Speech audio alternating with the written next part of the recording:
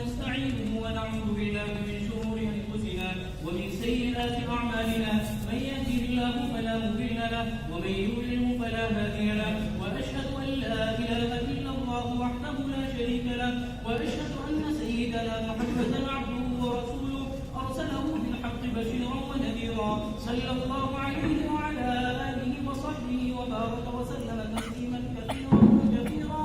كلما ذكره الذاكرون وكلما غفل عن ذكره الغافلون. اللهم اغفر لنا وارحمنا ومشايخنا وعلمنا ما جهلنا ووفقنا لما تحب وترضى من القول والعمل وجنبنا الفواحش والمعاصي والخطايا والذلل. اللهم آسرنا وأسرنا وأصلح لنا شأننا كله. لا إله إلا أنت. أما بعد، باب قول الله ونضع الموازين القسط ليوم القيامة وأن أعمال بني آدم وقوله يوزن. وقال مجاهد القسطاس العدل بالرومية ويقال القسط مصدر المقسط وهو العادل وأما القاسط فهو الجائر. فضيلة الشيخ المفتي خالد سيف الله حفظه الله تعالى قال حدثنا عن الشيخ المحدث الجليل وسيم أحمد السنسارفوري قال حدثنا عن الشيخ محمد يونس الجنفوري قال حدثنا عن الشيخ زكريا الكاتلبي عن الشيخ محمد يحيى الكاتلبي عن الشيخ أستاذ العلماء العلامة رشيد أحمد الجنجوهي عن الشيخ شاه عبد الغني المجددي عن الشيخ محمد إسحاق الدهلوي عن الشيخ عبد العزيز المحدث الدهلوي عن الشيخ شاه ولي الله ابن عبد الرحيم مسند الهندي الدهلوي عن الشيخ أبي طاهر محمد بن إبراهيم الكردي عن الشيخ إبراهيم الكردي عن الشيخ أحمد القشاشي عن الشيخ أحمد بن عبد القدوس الشلابي عن الشيخ شمس الدين محمد بن أحمد بن محمد الرملي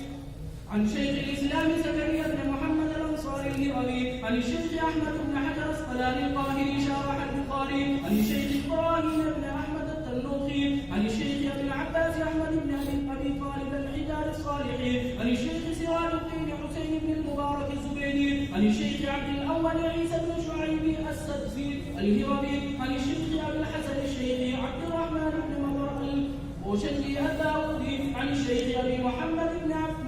عبد الله بن أحمد السرقي عن الشيخ أبي عبد الله محمد بن يوسف مطر الفرابري عن الشيخ الإمام الهمامي الحافظ الحجة أمير المؤمنين بالحديث أبي عبد الله محمد بن إسماعيل بن إبراهيم بن المغيرة البردفة الجعفي اليماني البخاري رحمه الله. اللهم انفعنا بعلومكم وعلومهم آمين يا رب العالمين. قال حدثنا أحمد بن أشكال قال حدثنا محمد بن فضيل عن عمارة بن القعقاع عن أبي زرعة عن أبي هريرة رضي الله عنه قال النبي صلى الله عليه وسلم كلمتان حبيبتان إلى الرحمن خفيفتان على اللسان ثقيلتان في الميزان سبحان الله وبحمده سبحان الله العظيم. بسم الله الرحمن الرحيم. الحمد لله نحمده ونستعينه